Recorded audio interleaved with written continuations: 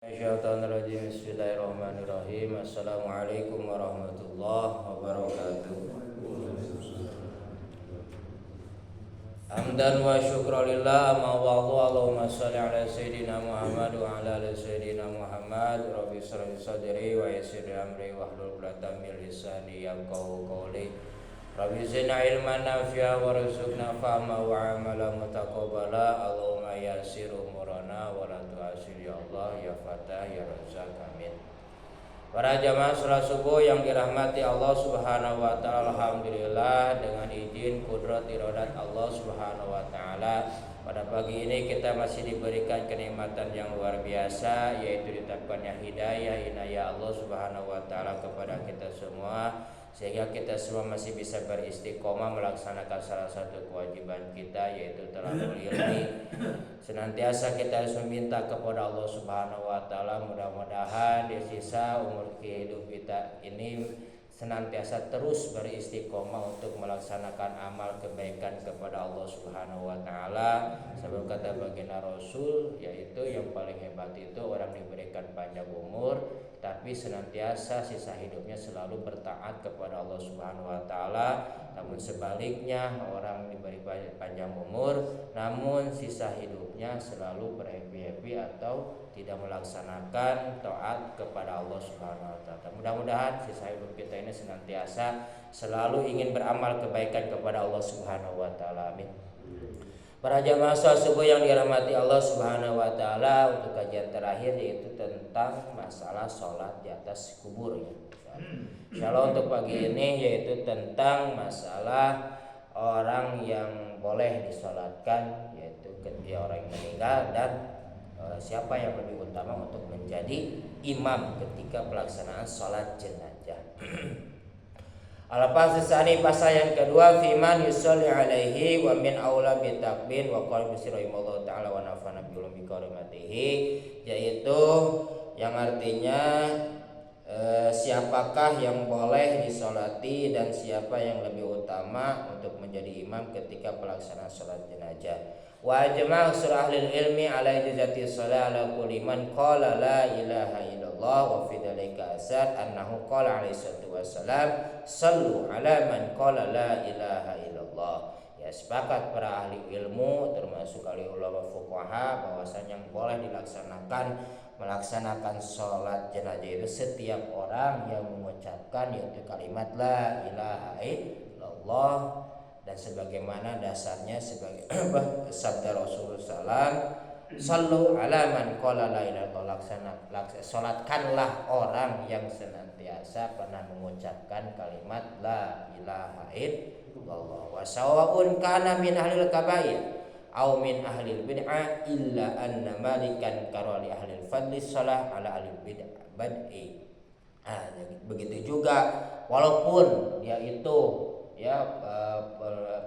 orang yang mempunyai dosa besar atau orang ahli bid'ah tapi pernah mengucapkan artinya iman gitu kepada Allah Subhanahu wa taala, namun dia itu orang yang suka melaksanakan dosa besar, kecuali pendapat dari Imam Malik. Kalau Imam Malik itu hukumnya memakruhkan memakruhkan orang baik untuk menyolatkan kepada orang yang bid'ah, ya, yaitu orang yang mengadakan perkara yang tidak ada dalam Rasulullah, yang benar-benar yaitu tidak dengan ilmunya gitu ya.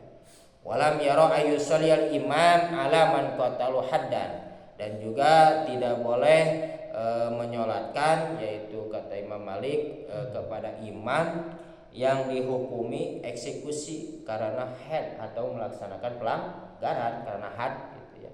Ya, orang yang dikisos itu tidak boleh disolatkan, pendapat dari Imam Malik.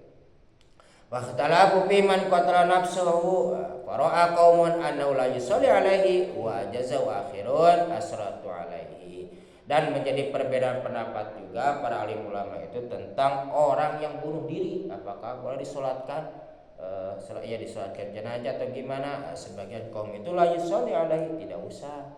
Kemudian sebagian ulama itu wajaza, boleh untuk disolatkan orang yang bunuh diri. Wa minal ulama malam itu sholat ala alal kabair wala ahalil bagi wal badai, dan juga sebagian dari ulama itu tidak membolehkan menyolatkan kepada orang yang pendosa besar, kemudian tidak boleh juga disolatkan kepada pelacur, kata dan juga tidak juga orang yang melaksanakan ahli bid'ah. Ya, wasabu fi ikhtilafi fi sholati, kemudian menjadi perbedaan pendapat itu terutama untuk menyolatkan hal yang tadi. Amma fi ahlil bid'ah fal ikhtilafin fi takfirihim bi badihim paman kafara hum bi ta'wili bal bi'id lam yajsu alaihim. Nah, untuk masalah ahli bid'ah itu seputar hukumnya, yaitu apakah hukum menjadi kufur atas pelaksanaan bid'ahnya, atau menjadi kafir dengan menakwil yang jauh dari kebenaran sehingga tidak boleh dilaksanakan. Maksudnya kalau seandainya dia dengan melaksanakan bid'ah itu menjadi kafir atau kufur, maka tidak boleh disalatkan. Kalau seandainya bid'ahnya itu mendekati masih punya rasa iman kepada Allah, boleh sebagian ulama. Pamala yakfuruhum idza kana la kufru indahu innama wa takdzibur rasul la ta'wilu aqwali sallallahu wasallam. Di antaranya orang yang membid'ahkan, di antaranya yang jauh dari kebaikan itu yaitu ulama yang tidak ulama yang tidak boleh mengkafirkan hal-hal tersebut. Di antaranya orang yang beralasan yang disebut kekafirannya, di antaranya orang yang mendustakan Rasul dan tidak mengklaim tentang sabda-sabda Rasulullah Shallallahu Alaihi Wasallam. Jadi tidak mendustakan kaulnya baik baginda Rasul gitu ya. Di antaranya qala as-salatu alim jaizatun, seandainya kalau dia tidak melanggar aturan-aturan Rasulullah dan tidak mengadakan yang benar-benar bisa menyesatkan, maka itu tidak boleh dilaksanakan, tidak boleh disolatkan. Seandainya kalau misalnya masih ada berkaitan dengan Rasul dan memiliki rasa kebenaran, maka as-salatu alim jaizatun, boleh mensolatkan jenazah tersebut.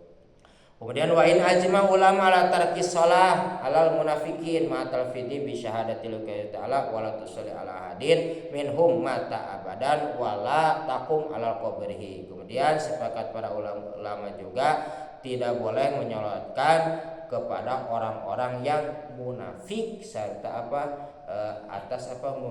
walaupun orang munafik itu mengucapkan 2 kalimat syahadat. Jadi kok bisa tidak boleh orang munafik juga itu melaksanakan tidak boleh disolatkan, sebagaimana firman Allah Subhanahu wa taala. Ini dalilnya dalil nakli ya. Kalau dalil nakli itu tidak bisa dibantah.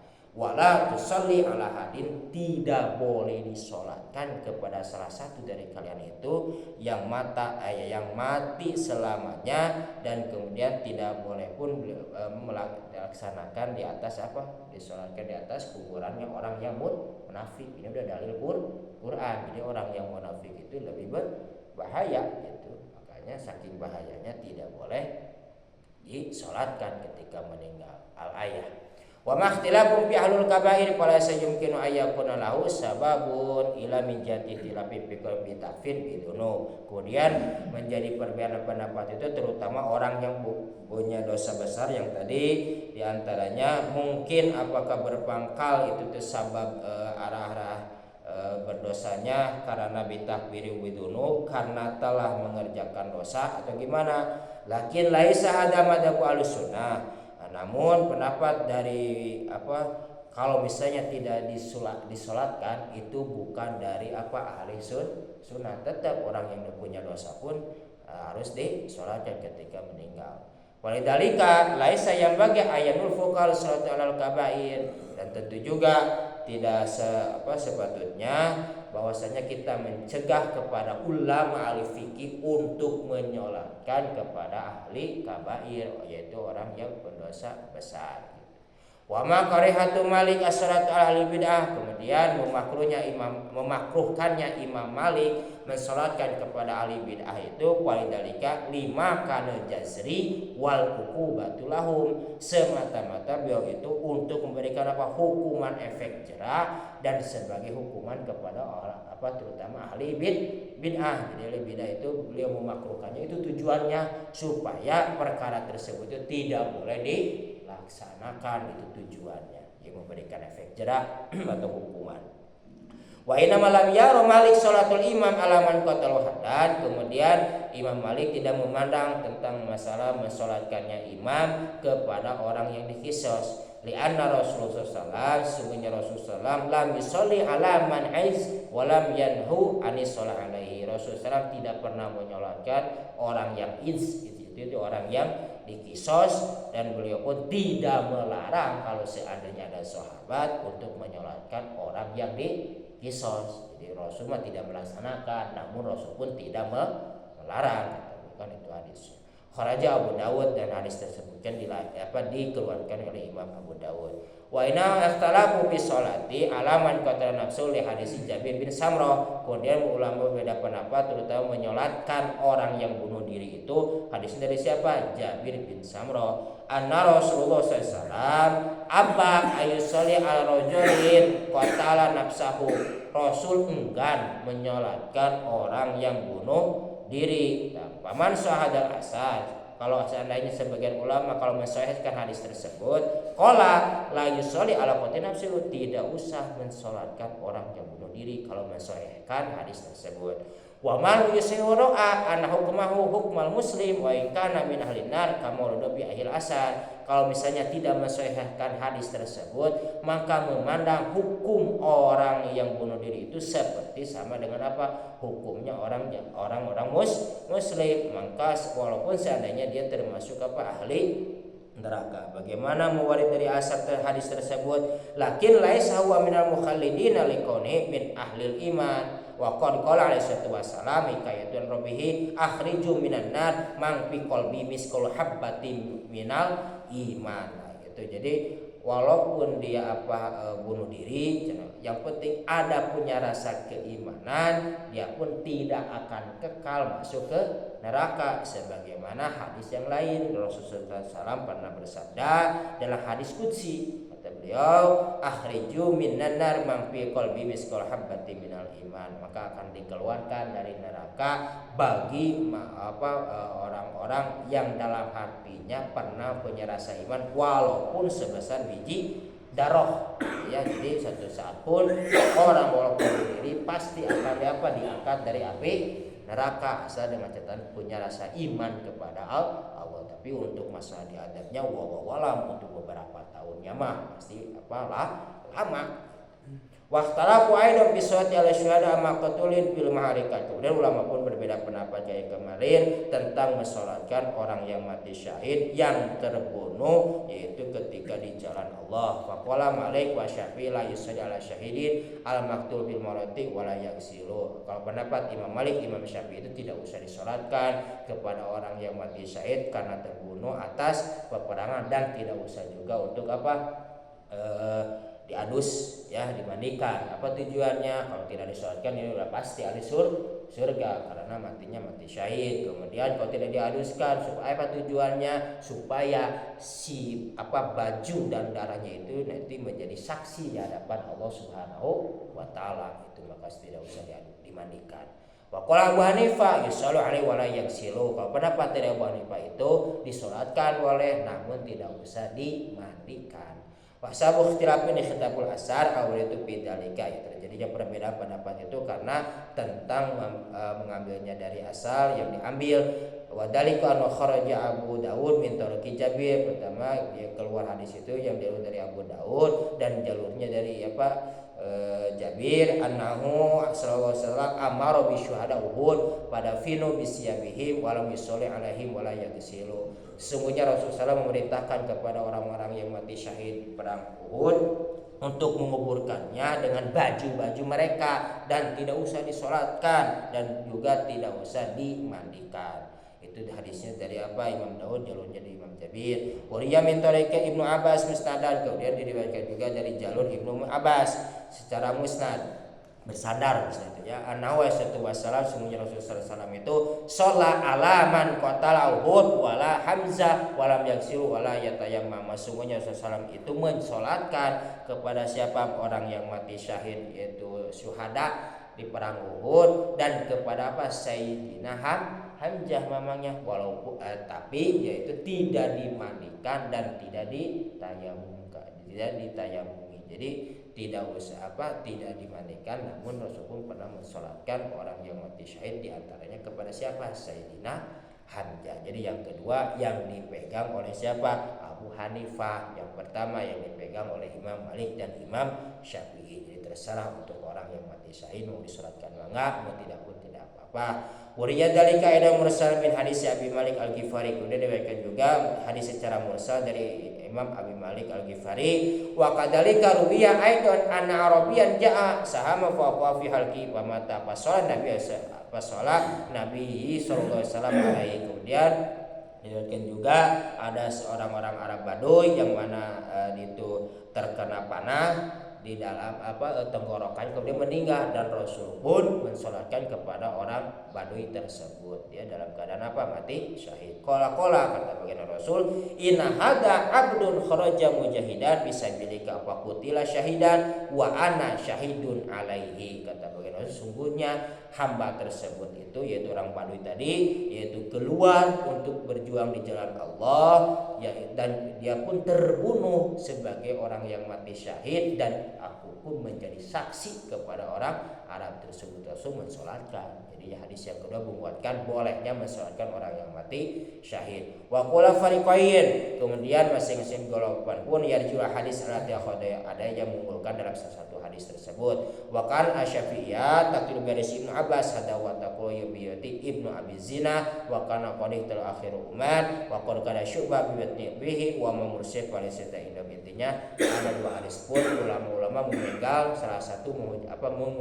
menguatkan dalam hadisnya, jadi terserah untuk orang yang mati syahid. Satu lagi, wahtalaku mata yusolli ala tifli, faqala Malik, kapan bolehnya mensolatkan kepada bayi? Itu ulama berbeda pendapat sampai sekarang.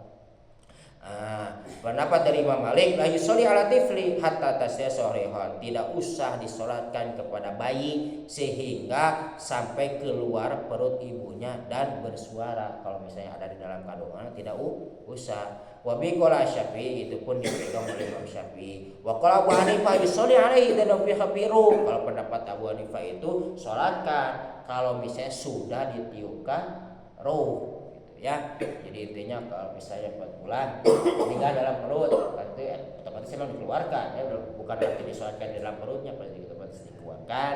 Nah itu kalau pendapat Imam Syafi'i dan Imam Malik itu tidak usah disolatkan. Kalau jadi harus lahir normal. Kalau pendapat Abu Hanifah itu boleh disolatkan.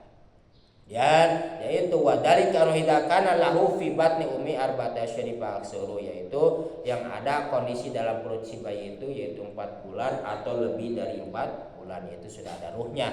Wabi qala Ibnu Abi Laila, dan itu pun dipegang oleh Imam Ibnu Abi Laila. Wasabuh tilafin bidalika mudatil mutlaq lil muqayyad, terjadinya perbedaan pendapat ulama itu karena kontradiksi antara dalil yang mutlak dan dalil muqayyad. Wadhalika Nurbiya At-Tirmidzi an Jabir bin Abdullah an Nabi sallallahu alaihi wasallam annahu qala, pertama riwayat dari Imam Tirmidzi, kemudian dari Jabir bin Abdullah, kemudian dari sahabat baginda Rasul sallallahu alaihi wasallam, kata baginda Rasul, atibu la yusolli alaihi, anak bayi itu tidak usah disolatkan, wala yarisu wala yurasu, dan bayi pun tidak mewarisi dan tidak diwariskan, hatta yastahil sharihan, sehingga yaitu berteriak secara lahir, maksudnya lahir secara normal, keluar suaranya berteriak menangis. Warwiya anna Nabi sallallahu alaihi wasallam kedua diriwayatkan dari hadis Mughirah bin Syu'bah annahu qala, sungguhnya Rasulullah bersabda, atiblu yusolli alaihi, bayi itu tetap disolatkan. Kedua yang dipegang oleh Imam Abu Hanifah. jalur hadis dari Mughirah bin Syu'bah. Faman dhahaba ma Daud bin Jabir qala dzalika umadam fasir wal wajib wa ya'mul dzalikal umum ala hada tafsir. Jadi intinya mah dua-duanya ada dalil. Pertama yang dipegang tadi apa? Imam Malik dari Imam Syafi'i tidak usah disolatkan, itu jalur hadis dari siapa?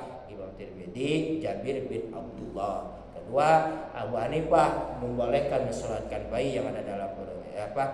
Yang ada sudah minimal ada ruh, itu yaitu jalur hadisnya dari siapa? Mughirah bin Syu'bah. Jadi dua-duanya ada dalil jadi mau disolatkan maka maupun tidak apa-apa. Kalau dari jalur saya yaitu tidak disolatkan bagi yang basi bayi, terutama yang belum lahir secara normal atau 9 bulan. Nah, barangkali ada pertanyaan. Tuh, masalah ini menyolatkan ahli bid'ah ya, itu bid'ah yang bagaimana, karena kelihatannya kita praktek-praktek ada misalnya seperti Quran juga kan, itu boleh dikatakan bid'ah mungkin ya, karena tidak ada dari Rasulnya. Nah, itu yang di sini buat bid'ah dolalah. Artinya bid'ah dolalah itu yang benar-benar kita menyesatkan dan semakin jauh kita beramal kepada Allah Subhanahu wa taala. Yang bid'ah di sini ya. Kira-kira bid'ah hasanah, yaitu bid'ah hasanah itu yang kira-kira hati kita lebih dekat kepada Allah itu, maka itu wajib untuk disolatkan. Artinya musuh bid'ah ini mengadakan perkara namun dia itu beramal sehari-harinya baik ibadah atau apapun, terutama amaliyahnya itu senantiasa hatinya itu jauh dari Allah.